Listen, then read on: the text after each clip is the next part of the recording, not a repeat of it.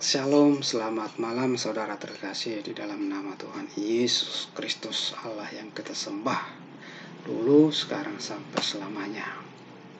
Saya bersuka cita di dalam Tuhan. Saya mau mengajak saudara semuanya untuk berbagi sharing firman malam ini. Tapi sebelumnya saya mau mengajak saudara, kita berdoa dulu. Kita tundukkan kepala kita. Tuhan, kami rindu akan segala kebaikan-Mu di dalam hidup kami. Bahkan kami rindu Tuhan, malam ini kami mau berbagi firman-Mu, berbagi sharing firman-Mu Tuhan, untuk menjadi pengetahuan bagi kami. Terlebih Tuhan, penuhi kami, pimpin kami Tuhan, dengan kuasa Roh Kudus-Mu, agar kami dapat memahami dan mengerti, terlebih menjadi saksi menghidupkan firman-Mu di dalam kehidupan kami. Dalam nama Tuhan Yesus Kristus kami berdoa dan mengucap syukur. Haleluya. Amin. Ya. Buat teman-teman, saya mau berbagi firman Tuhan. Kalau ada Alkitab di dekat saudara, atau gadget pun bisa dibuka di Filipi pasal yang pertama ayat yang ke-27. Berikut firman-Nya, nasihat supaya tetap berjuang. Jadi boleh saudara atau saudari buka Alkitab saudari. Saya akan bacakan buat saudara.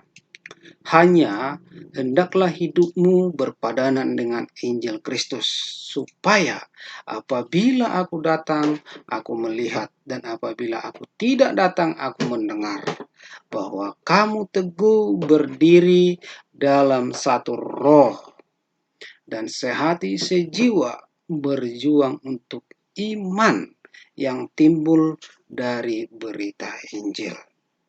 Jadi inilah nasihat Rasul Paulus ketika dia berada di tahanan. Ia menasehati mereka supaya menjaga hidup mereka baik-baik. Hanya hendaklah hidupmu berpadanan dengan Injil Kristus. Amatilah, barang siapa mengakui Injil Kristus, ia hidup sesuai dengan apa yang dikehendaki Injil. Hidup sesuai dengan perpadanannya, seturut kebenaran Injil. Jadi kita harus mengimbangi, kita harus berjalan di dalam kehidupan sehari-hari ini selaras dengan Injil. Maka biarlah kita tunduk pada hukum-hukum Injil dan bergantung kepada janji-janji Injil. Dengan apa kita bergantung kepada janji-janji Injil? Yang pertama pasti dengan iman. Yang kedua dengan kekudusan. Yang ketiga dengan penghiburan. Karena sebagaimana mestinya kita tahu, hanya daripada Tuhanlah kita boleh berasal mendapatkan ini. Jadi biarlah di dalam segala hal ia menjadi seperti, atau biarlah di dalam segala hal kita menjadi milik kerajaan Allah. Kenapa? Karena kita sudah berjalan, sudah selaras di dalam Injil. Makanya kita diperkatakan menjadi milik kerajaan Allah.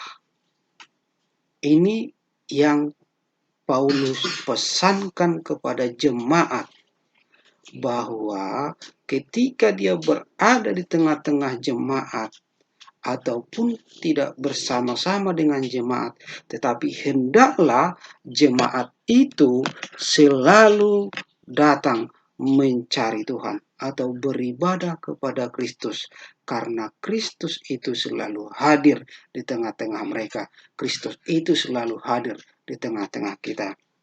Makanya diperkatakan tadi, hidup sesuai dengan pengakuan iman kita. Supaya apabila aku datang, aku melihat, dan apabila aku tidak datang, aku mendengar bagaimana keadaanmu. Seperti firman Tuhan di ayat yang ke-26 berbicara bahwa Paulus mengatakan bahwa ia akan kembali kepada mereka, bahwa ia akan kembali kepada mereka setelah dia pulang dari penjara, dari tahanan. Dan itu dikatakannya dengan penuh keyakinan, penuh dengan iman untuk zaman saat ini.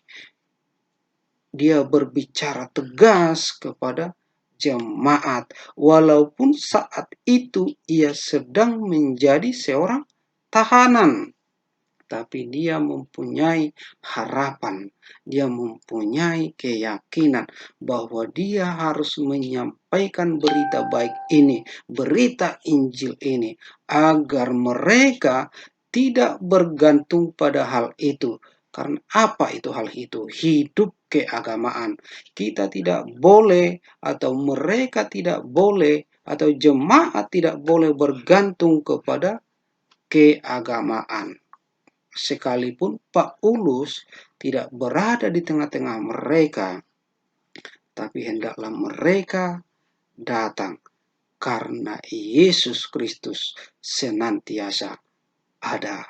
Itulah sebabnya, itulah maka nasihatnya untuk jemaat, dan kita juga bisa menerima nasihat ini. Nasihat ini juga untuk kita semua, karena tidak harus seperti dengan menyatakan bahwa keagamaan atau hidup dengan keagamaan.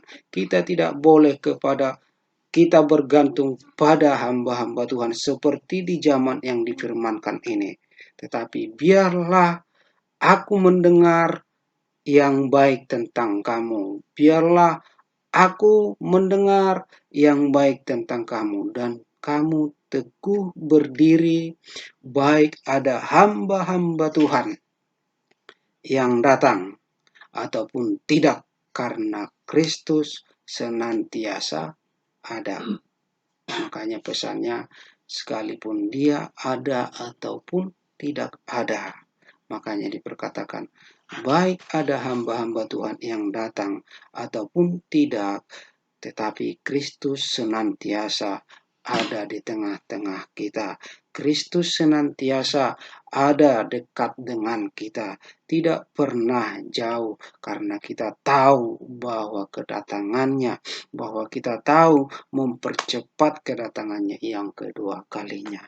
Inilah pesan, nasihat supaya kita tetap berjuang, hidup selaras di dalam Injil Kristus, agar kita teguh berdiri di dalam satu roh dan sehati sejiwa, berjuang untuk iman yang timbul dari berita Injil. Jadi inilah pegangan untuk kita, dan semoga kita semua menjadi saksi yang hidup, menghidupkan firman Tuhan ini di kehidupan kita sehari-hari, dimanapun saya dan saudara semuanya berada. Dan semoga kita semua dihiburkan, dikuatkan, bahkan diteguhkan, kokoh berdiri di dalam iman pengharapan kepada Kristus Tuhan kita Yesus. Terima kasih. Inilah wejangan firman untuk kita malam ini. Semoga kita sehat selalu, dan salam Tuhan Yesus memberkati. Shalom.